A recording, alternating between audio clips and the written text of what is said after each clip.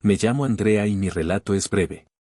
Verán, cuando mi esposo partió, en su velorio, me acerqué a su ataúd y le hablé. Le dije que la casa seguía siendo suya, al igual que yo, y que tenía las puertas abiertas si algún día deseaba regresar para despedirse.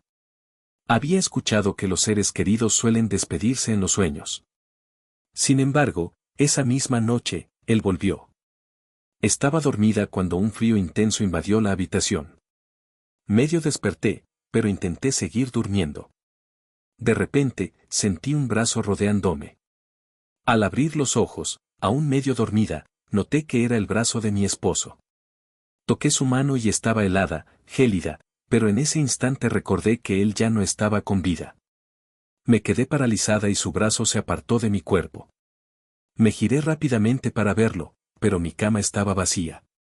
Me destapé de golpe y encendí la luz.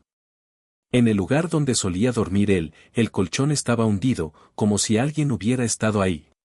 Siempre he sido muy asustadiza, y aunque lo amaba, aquella noche me aterrorizó.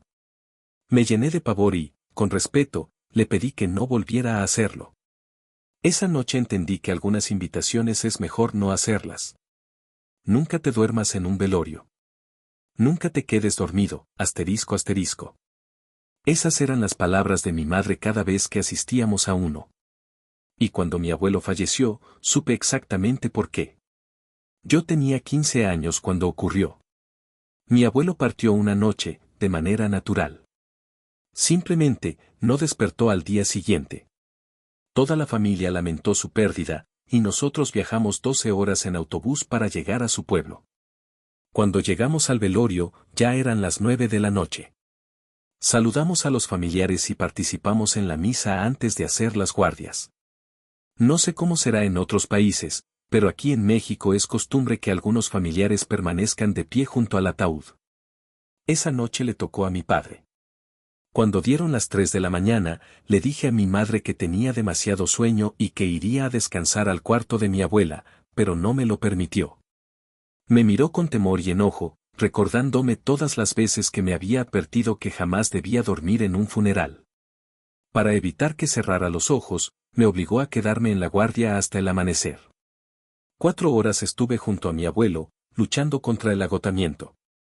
A las 7 de la mañana, llegaron los empleados de la funeraria para llevarlo al cementerio del pueblo. Yo ya no aguantaba más y le pedí a mi madre quedarme a dormir.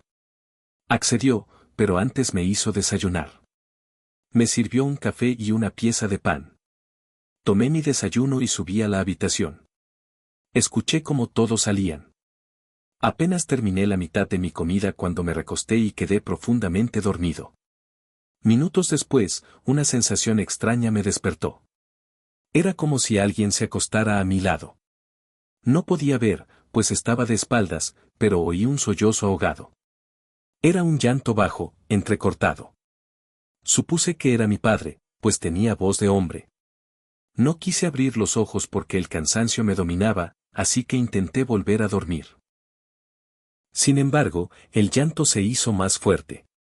De pronto, otra voz, una femenina, comenzó a susurrarle palabras de consuelo. Creí que era mi madre. Le decía que estuviera tranquilo, que la muerte es parte de la vida, pero él solo lloraba más fuerte. El llanto era tan desgarrador que me sentí culpable. Decidí girarme para abrazarlos, pero en la penumbra de la habitación no había nadie. Pensé que quizás había sido un sueño, hasta que unas pisadas me hicieron girar. Ahí estaba mi abuelo. El mismo que habíamos despedido. Me quedé paralizado. El miedo recorrió cada fibra de mi cuerpo. Vestía exactamente igual que en el velorio. Caminó lentamente hasta la puerta, la abrió y salió de la habitación. Me quedé en shock. Salí a buscarlo, pero el pasillo estaba completamente vacío. Intenté convencerme de que todo fue producto del cansancio y volví a dormir. Desperté a las 2 de la tarde, cuando los demás regresaban del cementerio. No dije nada a nadie, pues temía que me tomaran por mentiroso. Nos quedamos en la casa de mis abuelos por 5 días. Una de mis tías durmió en su cuarto. A las 2 de la mañana, despertó a todos con gritos desgarradores. Creímos que alguien había entrado. Corrimos a su habitación y la encontramos temblando, pálida, abrazando a su esposo y llorando desconsoladamente. Nos contó que, en plena madrugada, escuchó la voz de su padre. Abrió los ojos y lo vio. Estaba frente al espejo. Luego, sin decir nada, caminó hasta la puerta y salió. Al día siguiente, otra tía despertó a toda la casa con un grito en la cocina. Cuando bajamos, nos dijo que solo había visto una rata. Todos nos reímos, pero su rostro seguía pálido. Se veía realmente asustada. Más tarde, durante el desayuno, ella confesó la verdad. Nos contó que, en la madrugada, escuchó pasos bajando las escaleras. Pensando que alguien más estaba despierto, decidió salir de su habitación. Caminó por el pasillo y vio una figura masculina en la cocina. Encendió la luz, pero no había nadie. Se encogió de hombros y decidió servirse leche. Cuando estaba a punto de beberla, alguien tocó la ventana. Se giró lentamente. Ahí estaba su padre. Observándola fijamente. Del susto, tiró el vaso. Cuando nos contó esto, todos guardamos silencio. Hasta que finalmente hablé. Les confesé que yo también lo había visto. Que lo vi salir de su habitación.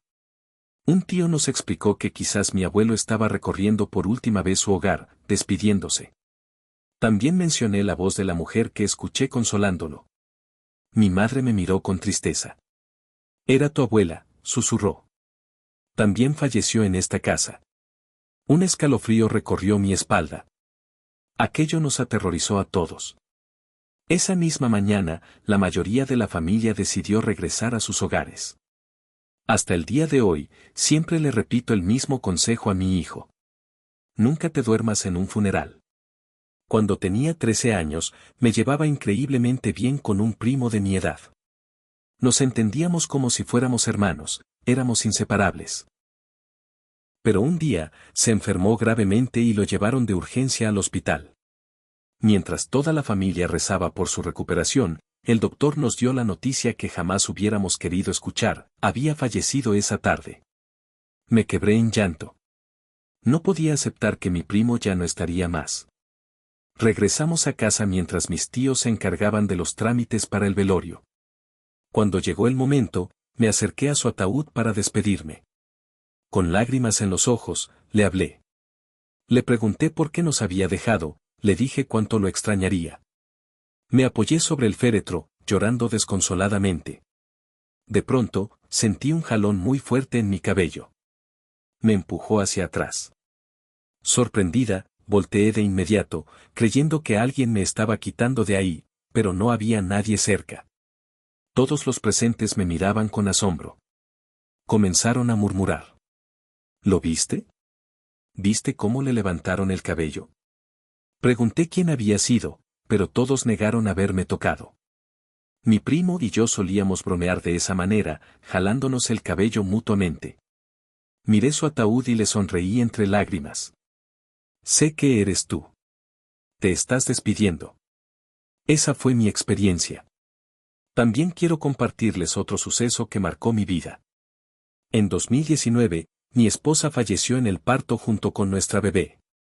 Decidí que las embalsamaran juntas, con mi hija en brazos de su madre. El velorio se llevó a cabo en nuestra casa y terminó alrededor de las 9:30 de la noche. Después de que todos se marcharon, comencé a limpiar, recogiendo vasos y basura. Cuando salí al patio a tirar la basura y regresé, escuché un sonido. Era un golpeteo en el ataúd. Me asomé, pensando que alguien se había quedado atrás, pero estaba solo. Me acerqué más al féretro y busqué cualquier explicación lógica. Tal vez un ruido del vecino, me dije. Pero el sonido volvió. Esta vez, lo escuché claramente provenir del interior del ataúd. Mi corazón se aceleró. Abrí la tapa con la esperanza de que estuvieran vivas, pero solo fue una falsa ilusión. Esa noche me acosté tarde, pero en la madrugada, los golpes me despertaron de nuevo. Miré la hora en mi celular, 3 de la mañana. Apenas intentaba desbloquearlo cuando escuché un llanto. El llanto de un recién nacido. Mi cuerpo se paralizó. No podía mover los dedos.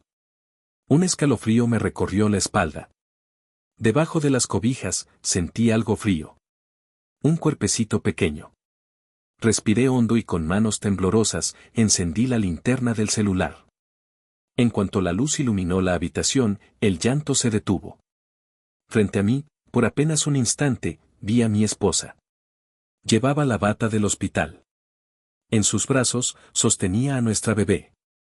El celular se apagó de repente, sumiéndome en la oscuridad otra vez. Y el llanto volvió a escucharse, pero esta vez, venía del ataúd.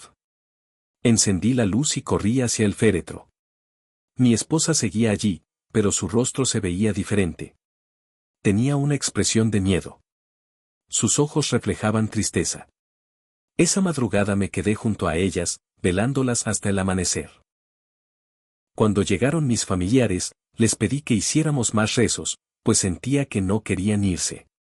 Todos aceptaron. Horas más tarde, llegó la carroza fúnebre para trasladarlas al panteón. Al levantar el ataúd para subirlo al coche, todos escuchamos un par de golpes desde dentro. No quieren irse, susurré. Ya en el cementerio, los sepultureros comenzaron a bajar el ataúd con las cuerdas, pero algo extraño pasó. El féretro se inclinaba solo, como si algo lo hiciera girar, impidiendo que bajara recto.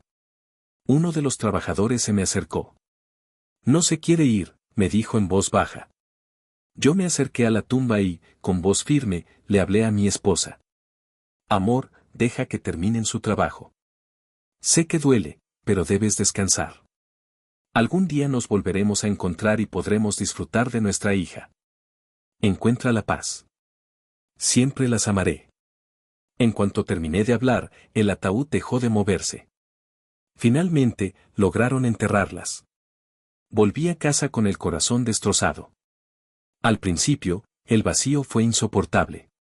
Pero con el tiempo, aprendí a vivir con ello.